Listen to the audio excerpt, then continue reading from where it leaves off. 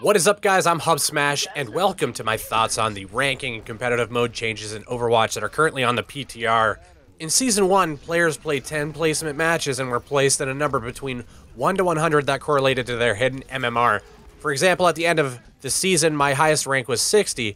For perspective, rank 60 is approximately the top 60% or top 6% of players, according to Jeff Kaplan. Players could queue with 1 to 5 additional players, providing their skill rank was within 50. And you could have a rank 30 player playing with a rank 80. And I believe the highest rated player in NA got 92. So this was a problem that they needed to address. A rank 70 could essentially create easy games for themselves by queuing with a rank 30 player, which would throw them into matches at the 50 skill rank region after they average out everybody's MMR. And so I've played with players at rank 70 plus, and in that scenario, they're going to carry the team to win the majority of the time. They're simply leaps and bounds better than their opponents, and they make much more of a positive difference on the team than the 30 player makes a negative impact. So the positive impact of the 70 player weighs out the 30 player. The system could be abused in that way. So a player could lose games on purpose, drop down to 30 despite their actually being a lot better of a player, and then create easy games for them and their friend to boost with.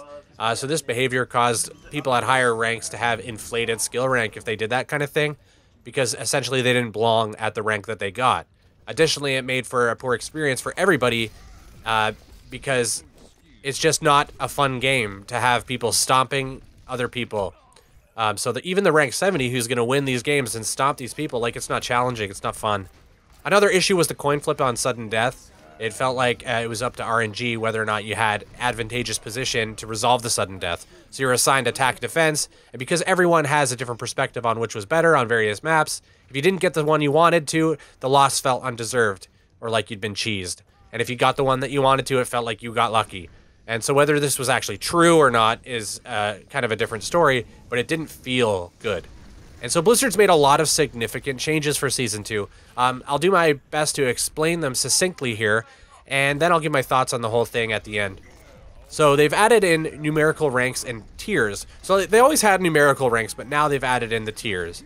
So the old 1 to 100 system has been replaced with a 1 to 5,000 numerical system, and they've added in the tiers. They want to move away from folks associating themselves with a specific rating. For example, the prior system, you might classify yourself as a 60 player or a 60 to 65 player, depending on how much you fluctuate.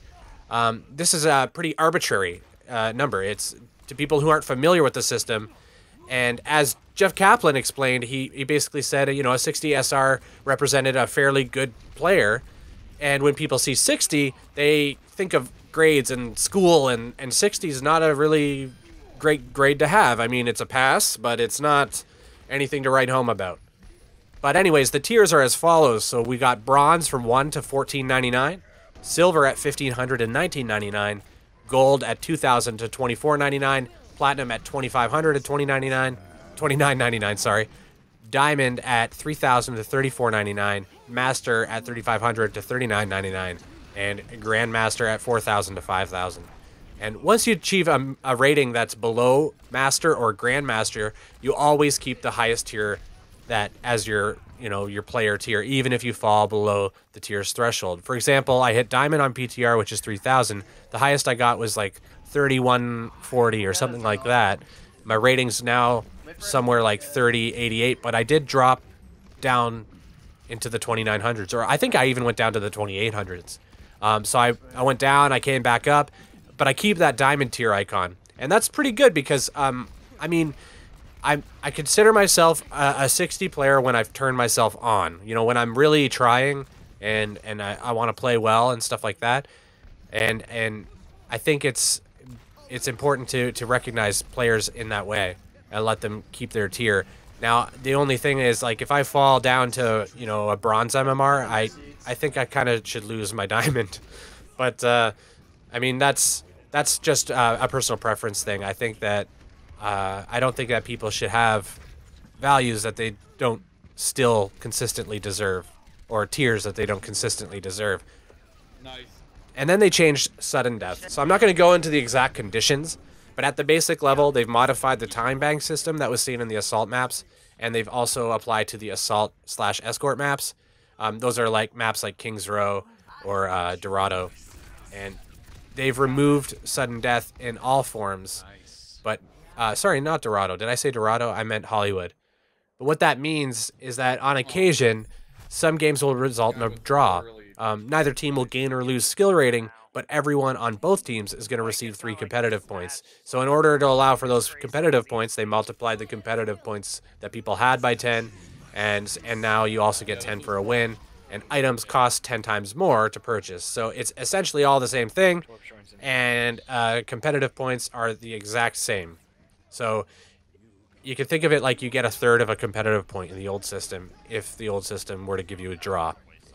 The time bank system now also allocates less time for teams that barely win with no time left over. So like or with a little bit of time left over, sorry. So I believe it maxes out at a minute now. So if you won the last point with 10 seconds left, they'll give you 50 seconds. The additional time that they give you will go to the enemy team as well. So each team will get 50 seconds. If my team finished with 30 seconds remaining, we'd get another 30 seconds to make for a total of minutes. The other team, even if they have 5 minutes, they'll get another 30 seconds as well. If you cap A, then you get another 30 seconds to push the payload. So it's a nice little change that they've done. Overall, my thoughts are pretty straightforward. And I'll just do a little bit of math here, actually, just so everybody can see. I want to say it's super easy to convert the 1 to 5,000 rank to the 1 to 100 ranks. The easiest way to get a quick approximation is to just double your rating and divide it by 100. So, for example, my highest rating on PTR is 30, or used to be 3088 when I was doing the math for this. So it was 3088 at the time. Now it's 31 something, but we'll use 3088. 6176 after you multiply it by 2. You divide that by 100, and we get 61.76. So the division by 100 is really just moving the decimal over twice. So it's almost 62 in the old system. So if you're at 2633, you can quickly know that you're approximately 52.66 in the old system. I don't think people are going to worry about this for too long, I guess, because while you're adjusting to the new system, you might find it helpful to know where the tiers lie. But overall, you'll just eventually associate yourself with the tier name, like gold, bronze, etc., whatever it is. So bronze is below 30 in the old system, silver's below 40, gold's below 50, plat's below 60, and diamond's below 70, master below 80, and grandmaster's 80 and up. I don't believe they changed the distribution, so it's still that bell curve that we saw in Season 1. If you've went to Master Overwatch or some of those sites where you could look at the distribution of ratings, you could see very clearly it's that bell curve. And I'm pretty sure they haven't changed anything like that. And this is what they should have done from the beginning. I mean, I appreciate that they were trying to make an effort to make the rating system different in the first iteration. I appreciate that. But I think players are so used to this tiered approach that trying to do anything different right now is not necessarily a good idea. I think you kind of need the tiers, especially if you're going to have arbitrary numbers. And if you have the arbitrary numbers, which are, I mean, arbitrary numbers are fine. They do work. I think just players with the tiers, they have something to identify with. They can say, like, I'm a gold player, I'm a plat player, etc. The other thing is that when you're using it as tier 1 to 100, just innately you're going to have these situations where you're going up portions of points. Like, you're not going up a full point for a win. You're going to go up like a portion of a point, a third of a point or something like that, which just feels kind of like, whatever, right? At least in this scale, even though the scale, it doesn't really matter, it's the same thing. They could have just added tiers to the old 1 to 100 scale, but the reason that they added these extra numbers in is basically so you can go up by full numbers all the time. And I think it's a great thing. They've used these ratings and tiered ratings for ELO in chess for years. Like, everybody is always doing this. I don't think that they should have bothered trying to reinvent the wheel here. I like that they tried to do something different, but I also like more that they recognized it wasn't working and they changed it. And I think that this is probably the best way for it to be. Also, the changes to sudden death were absolutely necessary. Draws don't feel good, though, so I want to say that. But to me, it's the lesser of two evils. I prefer the draws to the coin flip. And in my experience, I've done about 81 games, and the draws don't happen too much. I think I have 5 draws, so that's around 6% of my games. And 5 to 6% is definitely acceptable. I want to know what you guys have experienced. So if you've been playing on PTR at all, let me know how many games you've played and how many draws you have. I'm curious to see if it's everybody else around 5 or 6%. The 81 game sample size for me is pretty low, right? I mean, we need to look at that over thousands of games and kind of get the average percentage. But I'm going to guess that they're going for around the 5% as well. Draws are impossible on King of the Hill.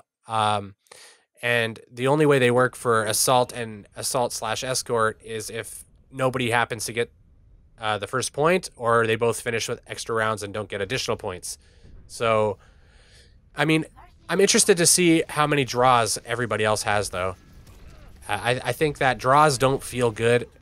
I mean, a friend of mine mentioned the Super Bowl and how I'd feel if the Super Bowl just ended in a draw. And while I don't compare every single Overwatch game to the Super Bowl, and to be honest, I don't even watch the Super Bowl myself. I mean, draws don't resolve anything. They don't. They're not very competitive in nature, in my opinion. I know you see them in sports. You see ties.